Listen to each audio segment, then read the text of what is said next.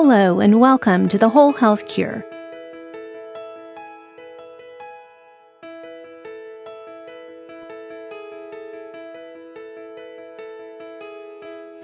Hello and welcome to the Whole Health Cure, a space for trustworthy, science-based information on how you can live healthier, longer, and happier. I'm your host, Dr. Sharon Berquist, a physician and scientist specializing in lifestyle-based disease prevention and management and human resiliency. In this conversation, we're talking about Alzheimer's dementia and what we can do in terms of prevention. I'm joined by my dear friends and colleagues, the amazing Drs. Dean and Ayesha Sherzai, who many of you know as the Brain Docs.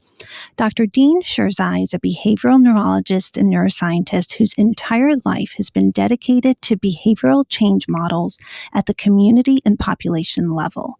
Dean finished his medical and neurology residencies at Georgetown University with a subsequent fellowship in neurodegenerative diseases at the National Institutes of Health, followed by a second fellowship in dementia and geriatrics at the University of California, San Diego.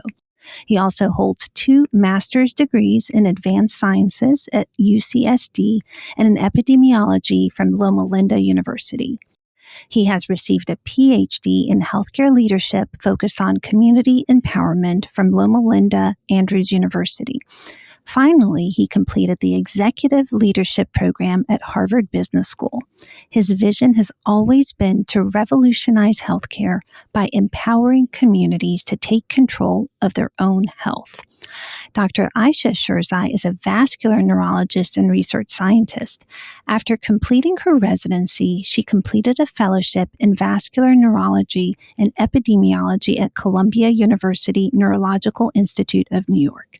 Dr. Sherzai is at the tail end of a master's degree in public health and lifestyle epidemiology from Loma Linda University. Knowing the importance of empowering her patients and their communities, she completed an extensive culinary training program in New York and now teaches large populations how to make tasty, easy, and healthy meals for their brain health. They are the authors of 2 best-selling books, The Alzheimer's Solution, which was published in 2017 with HarperCollins, and The 30-Day Alzheimer's Solution, also published by HarperCollins in 2021. They are currently leading the largest community-based brain health initiative in the country. It is such an honor to have both of you on the podcast. Thank you so much. Thank you so much for having us, Sharon. We appreciate it and are so happy to be here with you. Yeah, what an amazing background and what an amazing career. I first want to thank you for your incredible dedication to the field of neurology and all that you have contributed and continue to contribute. I think it's so needed and really appreciate you being in the space and the knowledge that you provide. Thank you so much. Thank you. Thank you so much. Yeah, so I want to, obviously talk about Alzheimer's. It's become such an epidemic. And when we talk about Alzheimer's, a lot of times terms are thrown around. And I want to start off by just defining some of the terms. When we talk about prevention or reversal in the context of Alzheimer's, what does that actually mean? That's a very good and important question to start with, because one of the responsibilities we have as leaders, and we are all leaders, when people look up to you or they listen to you or just sit in your presence and they want to take something of you, you're actually leading them in a journey. The degree of that journey matters. And what we say matters, because if they're suspending their incredulity and they're actually coming to you with hope, you as a leader are the product of something that can be the nidus of something immense, life-changing, or what leaves behind is a nuclear landscape of hope. When they come to you and they have suspended their usual suspicions and incredulity, and then you give them junk or meaningless or misdirect them, that person isn't lost just to you. That whole space of their potential change is lost. That's a responsibility as a leader. That's a responsibility that's often thwarted in the social media realm that we live in, even including physicians and everybody else. When you overstate the truth, it's not just a responsibility to that truth. It's a responsibility to the public that listens to that truth. Nowadays, we have a lot of people making claims that they have reversed Alzheimer's. And So that's a very important point that we want to make a distinction of. It's not a distinction without a difference. It's not a relevant point. It's a very relevant point. Alzheimer's, and when a person is in the full fight in the middle of Alzheimer's, that cannot be reversed. We've seen the pathology. We've worked in pathology. We've seen patients, thousands of patients. And now people who are not even in the field are making bombastic space statements with some lifestyle change that can reverse Alzheimer's. And that is a responsibility that's lost. That's an opportunity of helping people with the journey is lost. And that's a very important point. And thank you for starting there. But what we can do is pre-Alzheimer's, which is a lot of people, even at the MCI stage, which is just pre-Alzheimer's, mild cognitive impairment, you can do a lot. You can slow the disease, you can prevent the disease, and as much as the data shows, the research shows, as much as 60%, but that's suboptimal. And we think that if you extrapolate that a little, push it back, as much as 80 to 90% of Alzheimer's and many of the dementias can be potentially prevented. But that's really intensive lifestyle changes and early on. And that's an opportunity. Right now, we have 7 million Americans and 45 million plus, because we don't know people who are not diagnosed out there, worldwide, that are diagnosed with Alzheimer's. And if you affect even 60% of that, that's the greatest healthcare revolution ever, because this is the most expensive disease out there, not just by cost, but by its implication on society and how it devastates not just the patient, for 10 to 20 years, their family members, their community, everybody else. So that's a good place to start, to talk about prevention and slowing down instead of reversing of the disease that's already in the full throes. Thank you so much. Yeah, I really respect how much responsibility you take in how you communicate the information you do, because I think trust is something that, we have to take with a lot of value and appreciation. And I have such respect for the integrity of the information that you put out. So thank you for that. And this number, 80 to 90%, to me is really so resounding about hope, right? That is a huge number. And if we, can talk through how to break that down, you mentioned intensive lifestyle change, kind of get more into, well, what is it people can do? I think that this is such a powerful message of hope. I will maybe give an example that I see very often in my practice, and maybe we can break that down and kind of look at a common scenario that I think applies to other people. So very often in my practice, a person will have a family member who gets diagnosed with Alzheimer's. And, above and beyond wanting the best for the family member, they also want to do everything they can that's in their power for a prevention standpoint. And in this space, there's a lot of information about intensive lifestyle change. There's also a lot about supplements. And then now there's increasingly some information about potential tests and even when to test. So I'm hoping that we can kind of talk through a lot of that. I want to start by asking you where you think there's the strongest evidence for prevention, because I think you have such a beautiful framework of what people can do. Thank you for that question. I think it's very important to frame it that way.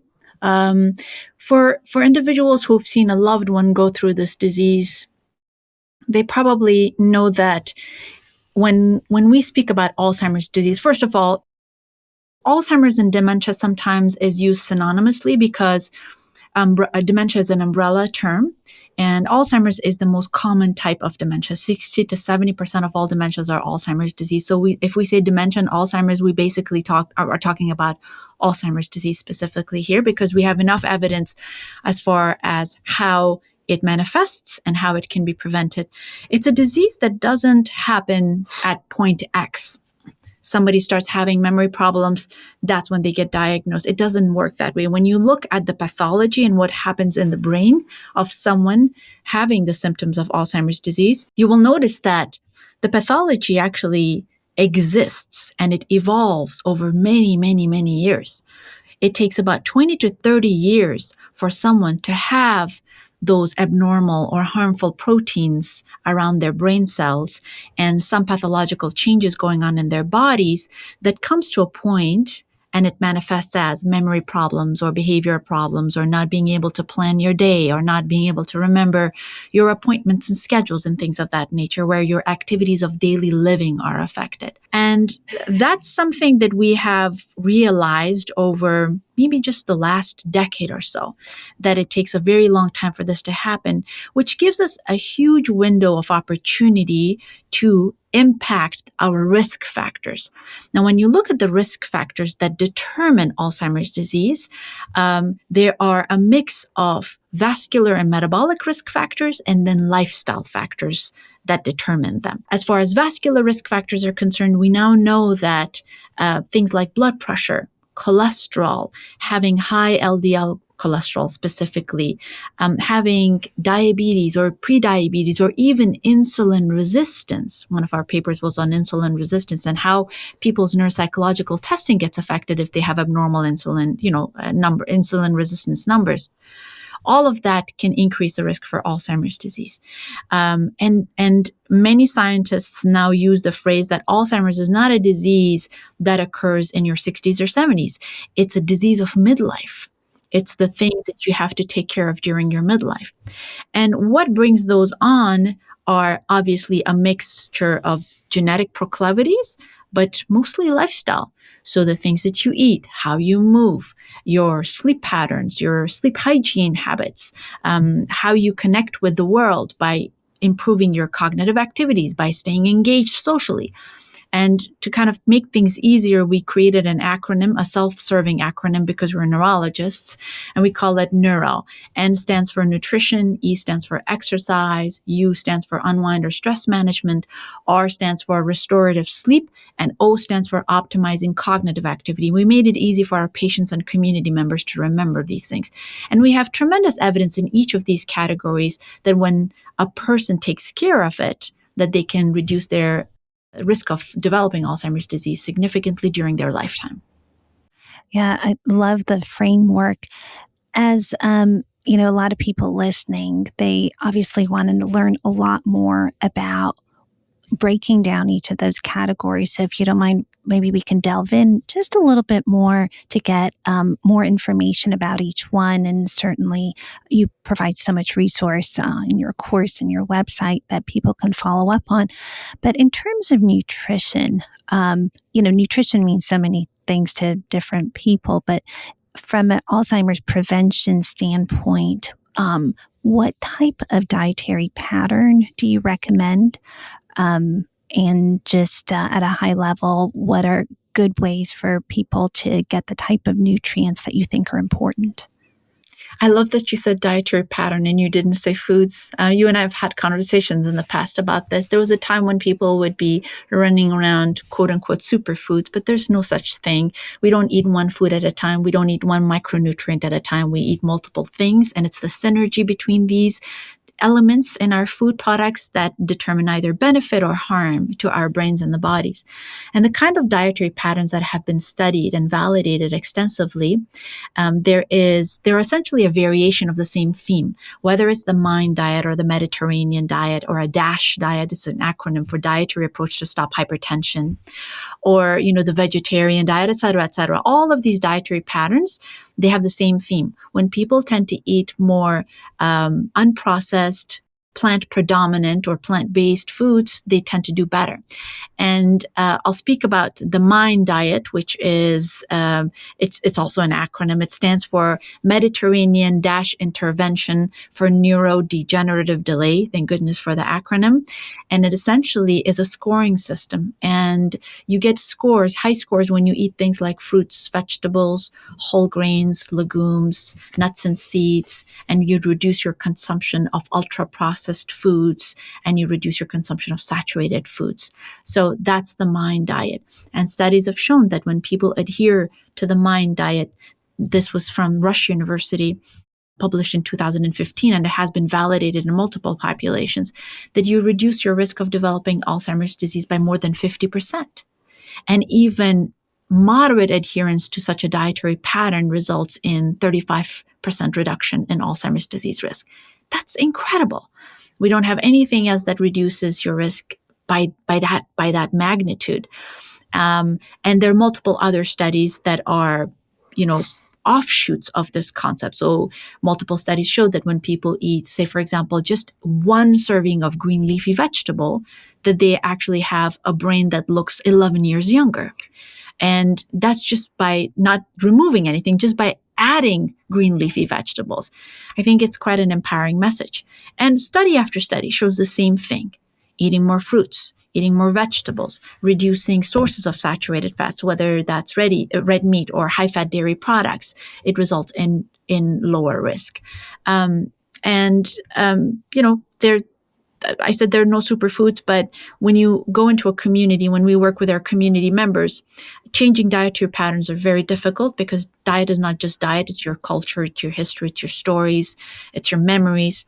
Having a more additive approach to it, to say like add more produce, add more green leafy vegetables, add more seeds and nuts, works better, so that there's a behavior and a habit part of it that is also as important as the information itself.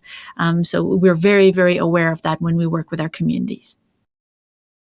And I love that distinction about adding, because I find that a lot of people find adding so much easier than restriction. We hear so much about restriction, which takes you down a path of guilt. And this is just, again, so empowering to have it focused on what can you add. It's very action-oriented, which I love. Dean, you look like you're going to add something. Yeah, we're going to go to E if you want to move on to E, exercise. I would love to. Again, each of these categories, the terms are commonly used, but breaking it down to what do we know about the science and its applicability to brain health, I would love to hear.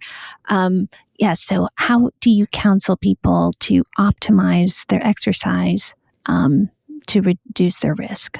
Yeah, first of all, it's one of the best places to start as far as habits are concerned, behaviors, for multiple reasons. Sleep is difficult. Managing and altering sleep patterns is difficult. Even nutrition is a little difficult to some extent, but not when you just add things. That makes it a lot easier instead of just taking things away. Exercise is better. It's a good place, because if people can just start walking, a 20-minute walk or 15-minute walk a day is amazing, because it works on your motivational system. There's a reason why your brain's motivational systems and movement work around the same neurotransmitter, dopamine. That's important. So we start people initially with just a simple exercise program. It's the one that's stickiest. It's the one that also affects the emotional system most effectively and powerfully. And it also becomes the first habit that you can stack upon much easier. So exercise is important for that matter. And for us, it's not running a marathon. A brisk walk, 5-minute brisk walk. Make it 6 minutes the next week, 7 minutes the following week. That's fantastic. Studies have shown that people who did a brisk walk consistently, 25 minutes brisk walk consistently, they reduced their chance of Alzheimer's by 40%. That's profound. We don't have a drug that does 1%. Brisk walk. But the operative term is brisk walk. You have to get tired. And when it comes to exercise, there are two types that are standing out there. Aerobic is extremely important for multiple reasons. Its cardiovascular effect we already knew. It's going to increase blood flow. It's going to improve vascular tonality and its responsiveness. It's going to increase hemoglobin. It's going to increase oxygenation. It's going to increase vascular load to the brain, all of that. But the other part that's important is that it also increases these chemicals called BDNF and GDNF and VEGF, which are growth factors that grow the neurons, or more importantly, the connections between neurons significantly, as well as grow the vasculature needed to support and sustain that. That's uniquely important for exercise and brain health, uniquely to brain. The other thing that it helps is with the lymphatic system within the brain and body, but especially brain, the glymphatic system. Exercise affects the lymphatic system, not just sleep. Sleep affects the lymphatic system, which we'll get to, but exercise affects it. So that's important. The second part of exercise is strength training.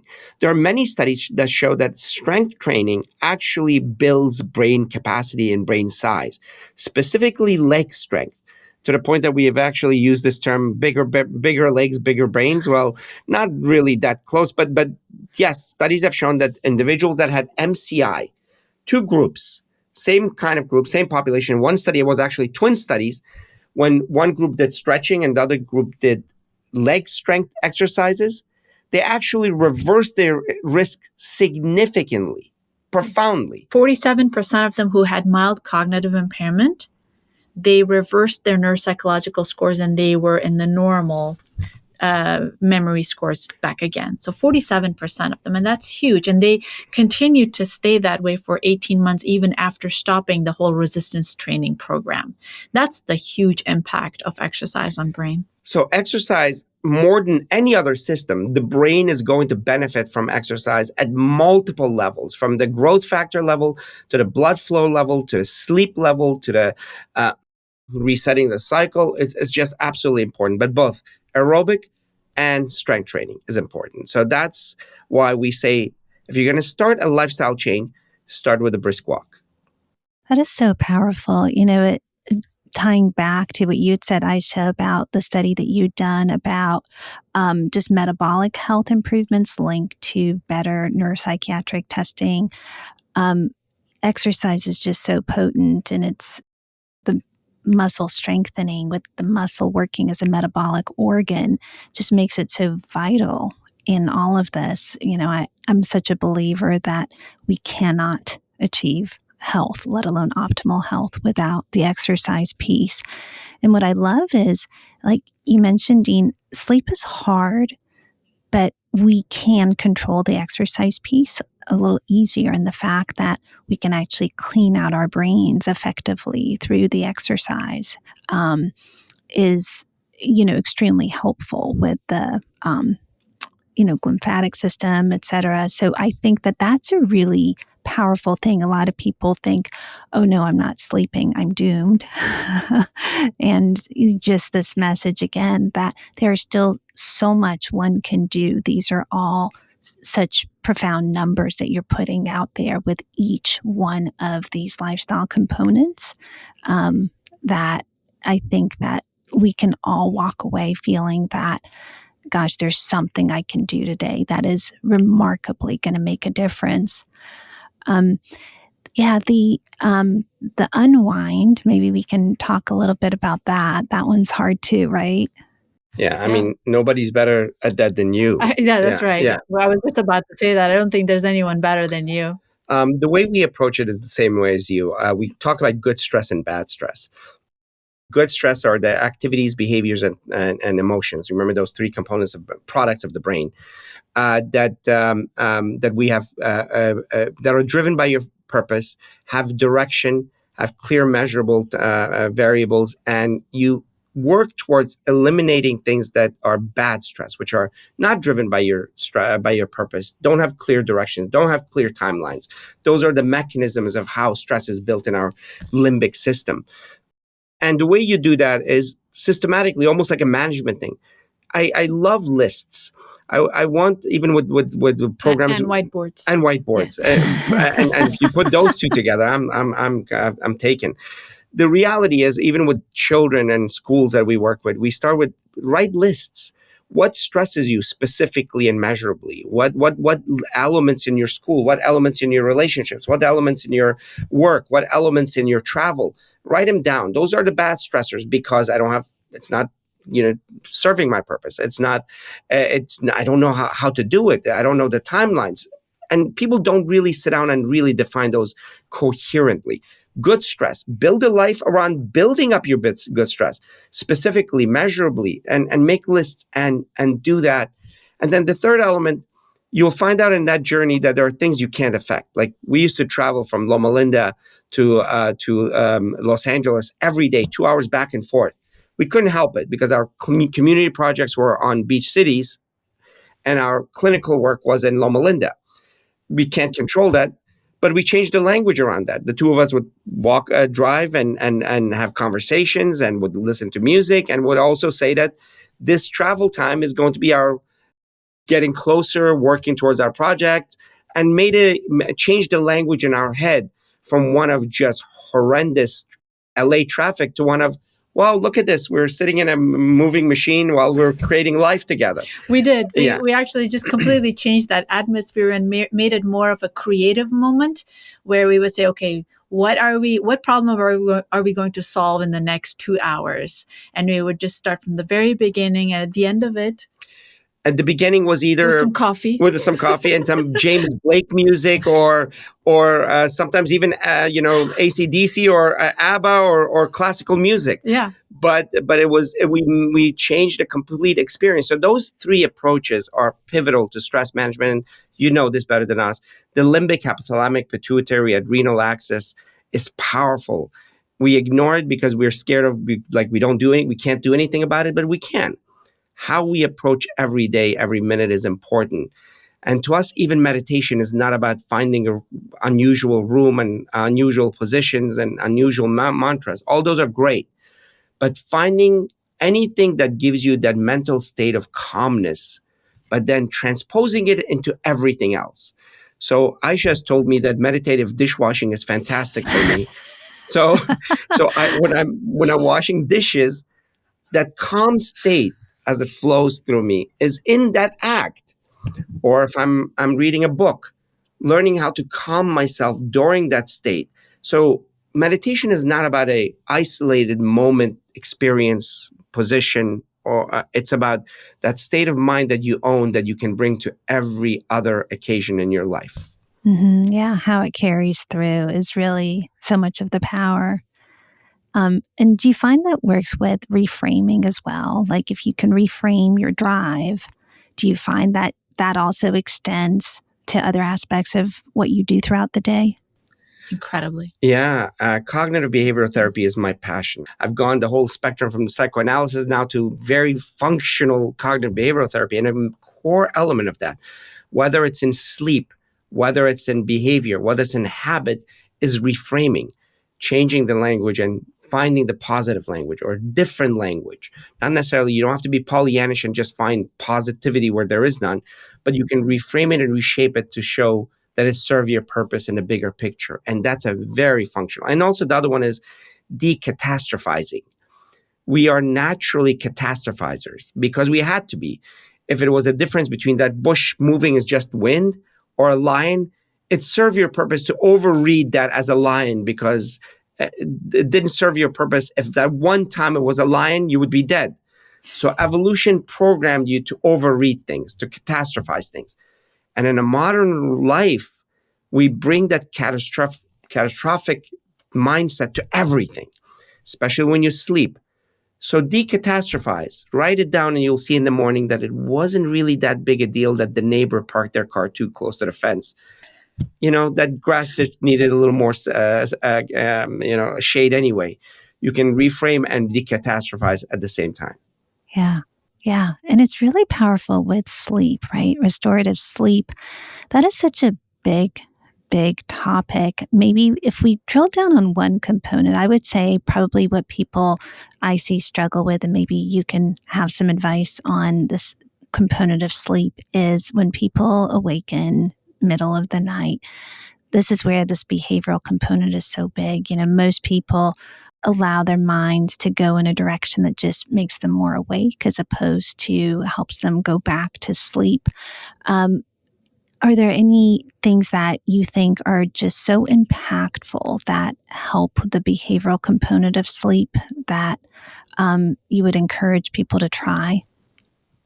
Yeah, I think we've seen the most benefit in cognitive behavioral therapy for insomnia. It's a program that is specifically created for people who have insomnia or, whether it's not being able to go to go to sleep, waking up multiple times. Obviously, this essentially means that, someone has to look at the bigger picture and find out if they have anything going on in their bodies that is waking them up, whether that's chronic pain, whether that's the need to go to the bathroom, whether that is sometimes even something as subtle as GI reflux, having GERD, can actually wake you up at night. So one needs to go through a very thorough investigation and workup to make sure that there's nothing going on that could potentially be serious. And when that's ruled out and it's only isolated behavioral issues, it takes a very long time, but cognitive behavioral therapy is just incredibly helpful.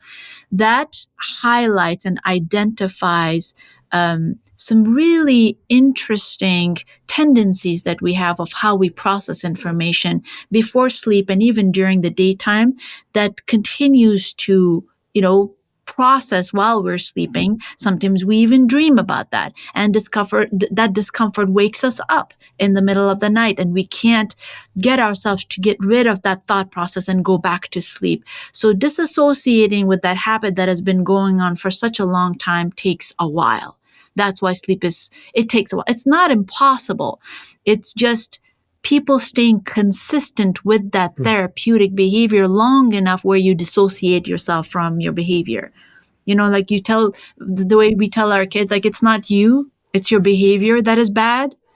That's exactly how it is with cognitive behavioral therapy as well. It's not you. You are fine. It's that behavior that you have owned for a long period of time that is manifesting in bad sleep and insomnia. Amazing. So if we broke that into an example, let's say if somebody has a work day and they have a meeting that just didn't go well, and somewhere in the back of their head, they're just upset about it. They come home trying to unwind, relax, and then they go to bed. A lot of times, people either wake up thinking about it later in the middle of the night, or sometimes, dream about something that may be related. Is there any advice you have of if you've had a day like that and there's something on your mind, any advice to help with better sleep that evening or that night? There was a time that we used to say that if you wake up with a thought like that, have a notepad next to you and write them in bullet form. Although that can still be functional for some people, so we have to look at the individual. But the act of separating and creating that list at night might not be the best. Having the foresight to say this might be catastrophizing, and I must address this. You can do it the next morning by sitting down and whatever thoughts you had and write them down in a notepad, but make sure it's not in manifesto form. Nothing good has ever come out of manifestos, but in bullet form, this and bullet form, you realize that it wasn't as bad. One, it also gives you actionable steps to take to address that. It's really separating the bed from the thought. Sometimes for some people, if you think that it's really, so the whole cognitive behavioral therapy approach has to look at the person in mind. If the person is really being devastated by that, then you have to bite the bullet and get out of the bed. Make sure you don't turn on bright lights that wakes you up. So have a red light or something next to your bed. You're getting up, sit in a chair or on the side of the bed, have a notepad and write those down in bullet form and list them. For the moment, it parks it away from that bed situation. As Ayesha beautifully stated it separates the behavior from the sleep behavior. And that's important. We're doing multiple things there. One is we're taking control of the thought as an amorphous blob of fear to a systematic lines of thought that are actionable, and you're putting it there. Second of all, you're separating your bed from worry, and you're getting up and doing this thing outside of bed, because that association of bed with worry, after a while, the bed becomes the nidus or the instigator of the worry as a conditional variable.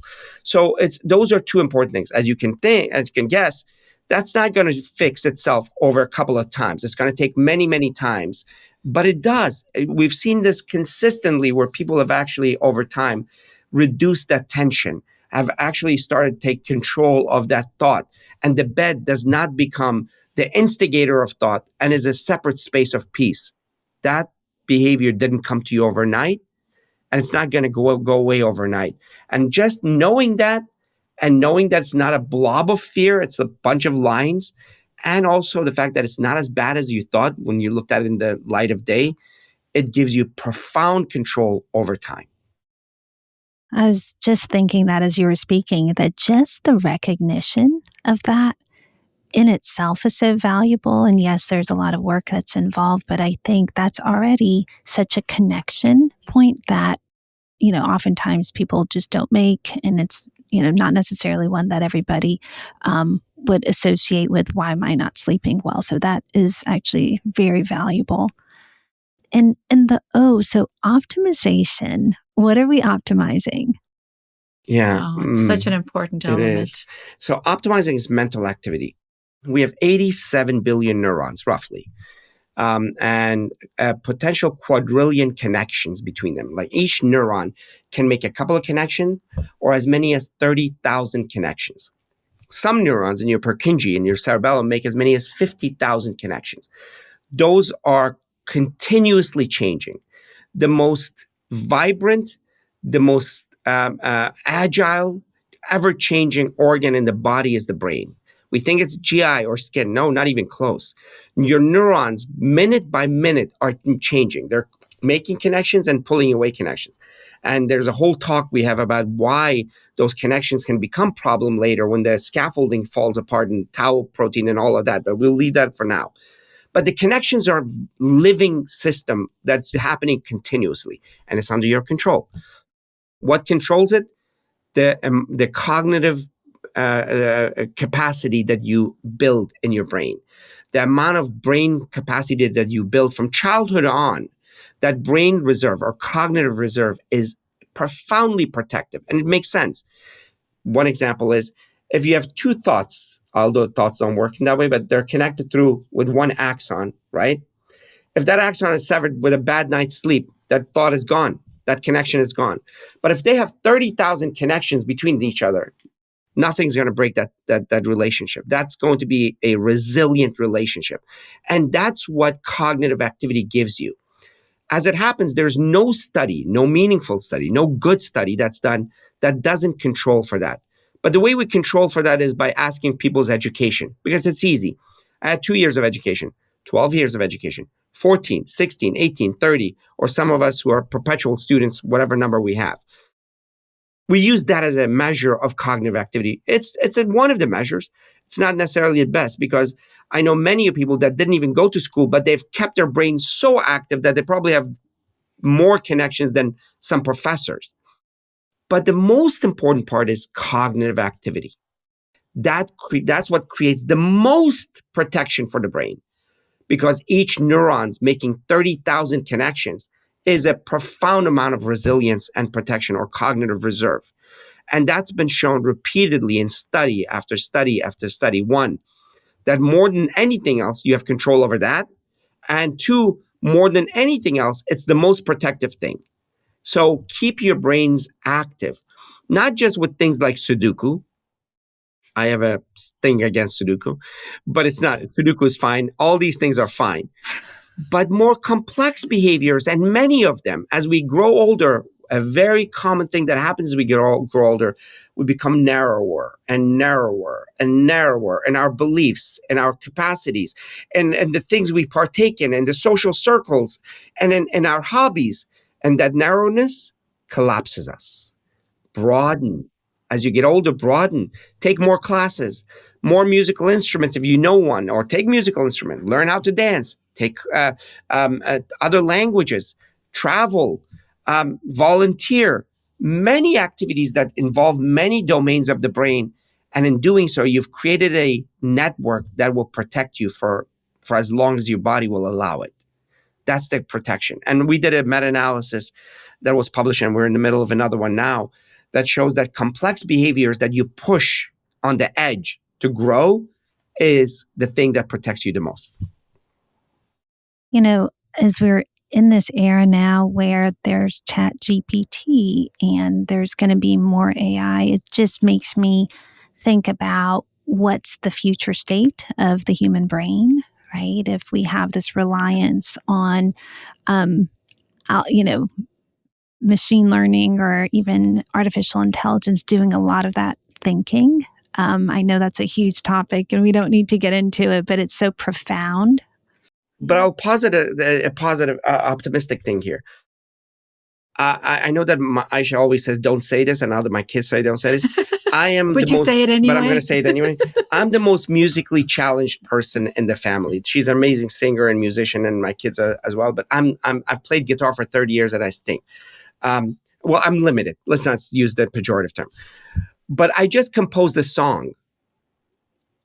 Technology helped me there.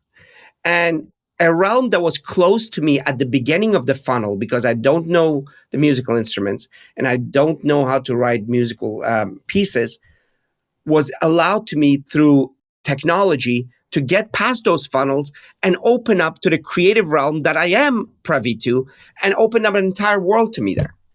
Technology will allow you to get past your funnels to a broader horizon of capacity and creativity that you wouldn't have had access to before. Absolutely. It's an augmentation of human capacity to be more creative. If we use it that way. If you use it right, it's all in the context of how it's used. Absolutely. So I want to also just touch on, there's so much out there on maybe newer therapies, and just wanted to get your take on a couple of them. So peptides are one thing that are out there. I don't know if you have thoughts or comments. Exosomes are also now in the space of new things being offered to help people reduce risk. You just gave staggering numbers and profound evidence around the neuro framework and the lifestyle component. Do you see a role for these therapies?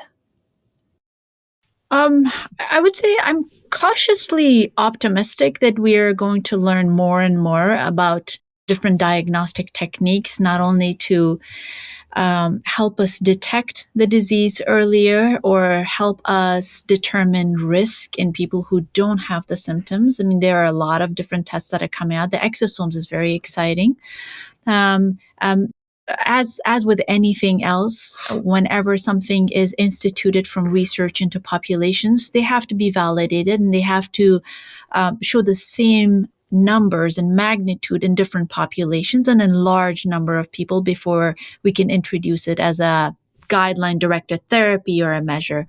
For the peptides, I don't think we're there yet. It's optimistic. It looks amazing, but it has to be repeated few more times and in larger population before we can say it with a degree of certainty. And as far as testing is concerned, you brought that up earlier. We had a conversation about that. There was a time when, I never was excited about people getting themselves tested to find out whether they have the genetic risk or, some of the markers of the disease, because I think we believe, I'm speaking for you too, Dean. When you specifically for Alzheimer's, we've been married long enough where we speak for each other. Absolutely. We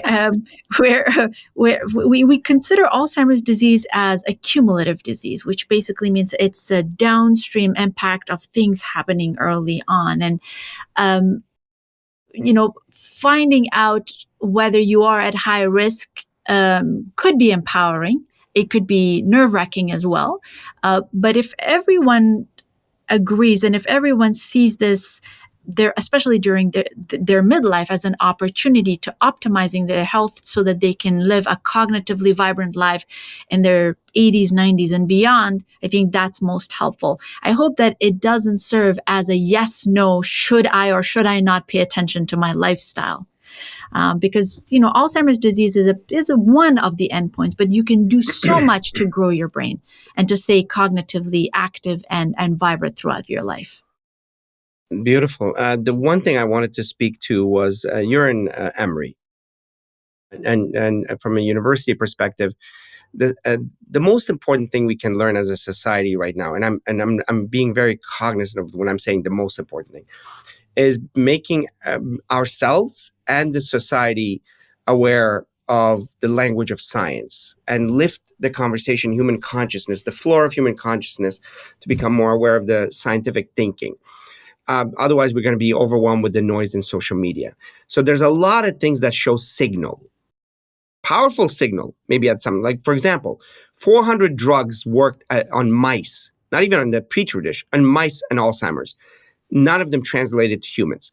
And much of what you hear on in social media is lots of papers on mice models or petri dish models, and then it becomes a huge meme on internet, and everybody jumps on it.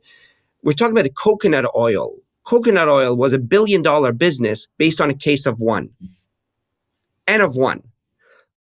So we have to be careful about what gets promoted to the level of clinical population-based application. That takes a lot. Even meta-analysis is not enough, even one meta-analysis. It's a stream of data repeated by others, by third parties, by others that are completely different labs that are showing the same direction for years. Then we say we have good confidence. And even there, we're not absolutist. The humility and of science is that.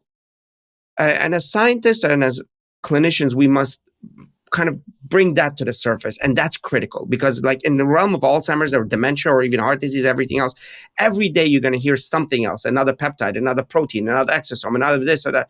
None of them have gotten to the point where it's guideline therapy. So it's critical that we speak to that. What is guideline directed therapy are the unsexy things like greens. Walks. The humble walk. And I can't sell that to anybody. Yeah. Picking up the phone and calling a loved one. That's not going to go viral on the internet. Nope. Yeah. Go on a walk. That's not going to go viral.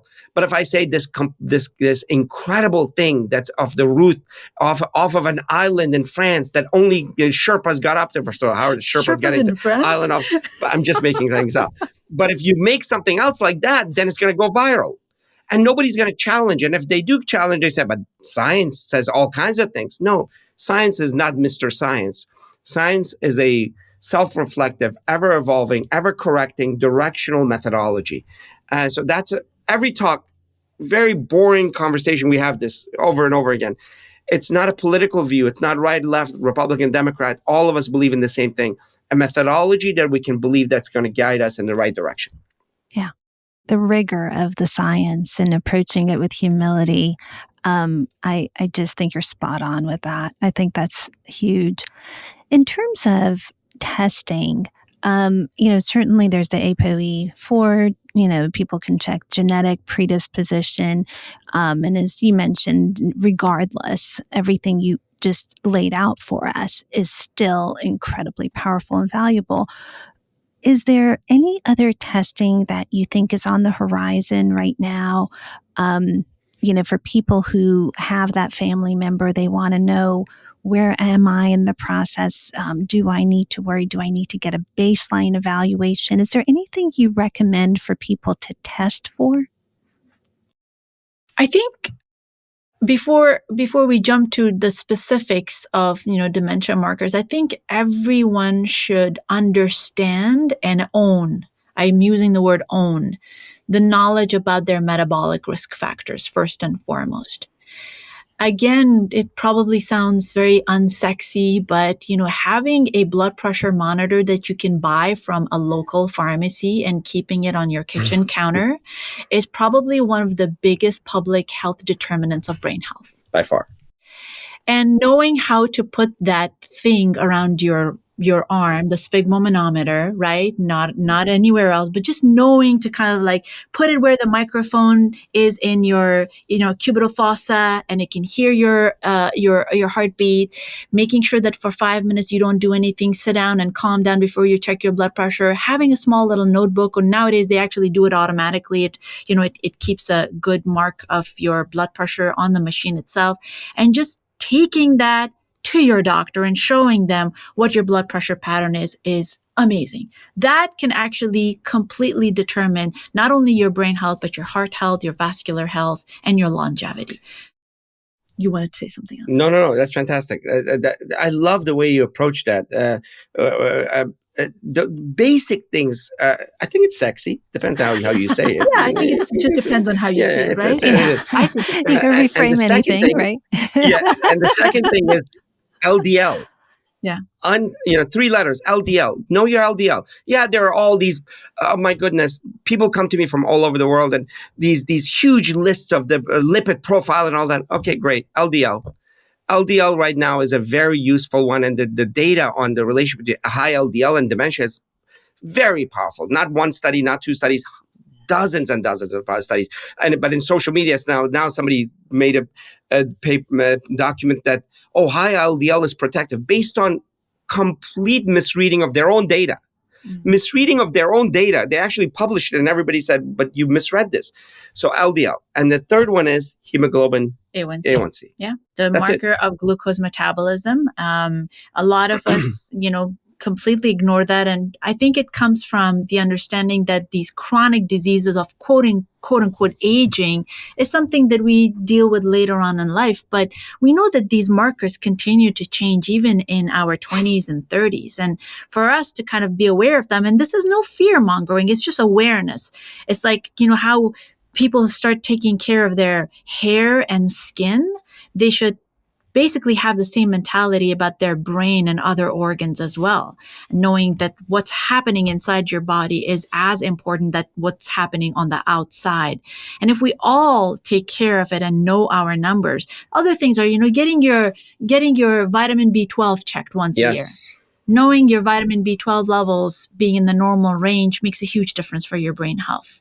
Vitamin D. Some of us are low in vitamin D. And yes, sunlight is great, but some of us actually have a genetic underpinnings of having low vitamin D, and that can impact your cognition later on as well.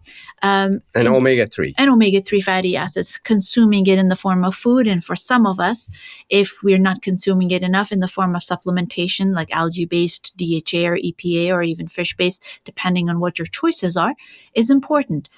Beyond that, if, like taking it up a notch and we really want to fine tune it and find out whether we have the specific types of protein that we usually see depositing in the brain of Alzheimer's disease, whether it's tau, whether that's amyloid protein. Yes, there are some tests. Yes, there are some fancy schmancy ones that are coming out where people ask for it and they get a blood test and it shows that, yes, you may have higher levels of this and that could put you at a higher risk of developing Alzheimer's disease later on. That could be helpful in many cases if people have a family history of it, but it will only serve as a motivation to start taking care of yourself because there's no treatment, right? So you find out that you have it. What is next? The next is the same thing, which is an intensive lifestyle intervention. Yeah, even ApoE4, which is so only 3% of Alzheimer's is driven by the kind of genes that absolutely determine outcome, meaning 100% penetrant genes. Meaning that if you have these genes, no matter what you do, you're going to get the disease. That's 3% of all Alzheimer's. That's presenilin 1, presenilin 2, and APP. The other 97%, of course, there's genetic interplay. All human interaction is genetic, even behaviors. There is sociological papers on our travels, how human populations moved, and their genes for dopamine were different for those that moved a lot, further out. So genes are involved in everything, but at different degrees. The degrees matter because the degrees mean there's an interplay between the gene and environment and lifestyle. So even the second highest penetrant gene in Alzheimer's, ApoE4. If you have one of those genes, your risk goes up 4 times. If you have 2, your risk goes up 12 times. But then 50% don't develop the disease within normal life. So what happened? It's lifestyle. What's the function of ApoE4? Lipid transport, fat transport. There's a clue there. The other 30, 40 genes all have to do with exocytosis, meaning getting rid of waste. It has to do with inflammatory response, how your body responds to inflammation or creates inflammation, sometimes exaggerated, sometimes not, to oxidation and all of these things. So all that has to do with lifestyle, right? Or your interplay with lifestyle. You can get those genes, but it only tells you a risk. Now, the disease-specific proteins, like I just said, ApoE4, amyloid and tau and p-tau, yeah. Sometimes it's high. Well, it's not high or low because it's a ratio. If the ratio is abnormal, it still doesn't mean you're going to get the disease. That means that you're closer to the precipice. What do you have to do there? Again, same thing, lifestyle. So it's a precipice phenomenon. That means you're on the edge. You're closer to the edge. Well, what do you do when you're close to the edge? You move back. You move back. How do you move back? Lifestyle, sleep, stress management, nutrition, exercise, and mental and social activity. And those are not nominal. If nutrition alone in a subpar research environment that we are with lifestyle, and nutrition alone showed that a mind diet reduced your risk of Alzheimer's from the edge, 53% reduction. Imagine if you do that optimally, and if you add to that exercise optimally, if you add to that stress management optimally, if you had sleep apnea and you treat that, and you mentally challenge yourself with dance routines and musical routines and Not things Sudoku. like not Sudoku, you're going to protect yourself. And that's powerful. I The think outcome is sexy. The road is not, but the outcome is sexy. I was just going to say, it sounds sexy to me. Let's hope so. Yeah. I love it. Yeah. I want to, first of all, thank you guys. This is such a wealth of information, and I appreciate your approach to it. It's so fair. It's so honest. It's so balanced. This is what it is. And I have such respect for the way you deliver it. No hyperbole, just pure facts. So thank you for all of that. There's so much more I know you guys can say and add. How can people find you? Where can they get more information? We're so grateful to be here on the podcast. We love everything you do, and we love this podcast. So thank you for that. We are the Brain Docs on social media, and our website is thebraindocs.com. We're very proud of this source of this stream of information that we're putting out on our website. And we have a podcast called Your Brain On, and essentially just focus on making sure that the public has access to the latest evidence-based information about brain health and prevention of dementia, so they can connect with us there. The latest, we're very proud that it's been in the top 20 several times, top 20 podcasts in science. And the latest one is on Your Brain on Women, Menopause. And we have amazing scientists there, and they can listen to it. But the idea is to promulgate and spread science-based, evidence-based, simple lifestyle changes that can truly, make a difference in population level health. And for those who are interested in learning more about our research and our community efforts, the Healthy Minds Initiative is the non-for-profit organization where we promote brain health in different communities. And one of our projects is in South LA, and it's expanding to the entire state. And we're very excited about that. And the study, the project is called Inspire Project. It's on clinicaltrials.gov. Those that want to volunteer and be involved. It's a real community-based behavioral model that's hoping to change health and brain health and at the community level. So we'd love to have partnerships. We're partnering with Stanford, with UCSF, with Charles Drew University and UCLA, and hopefully with Emory as well. That's our hopes. Yeah, amazing. I don't know how you guys do all that you do, but I love the information you put out. Love all your posts, podcasts, just incredible wealth of information. So thank you for all that you do. Thank you for sharing everything today on the podcast. It's been an absolute pleasure. The pleasure's ours. Thank you, Sharon.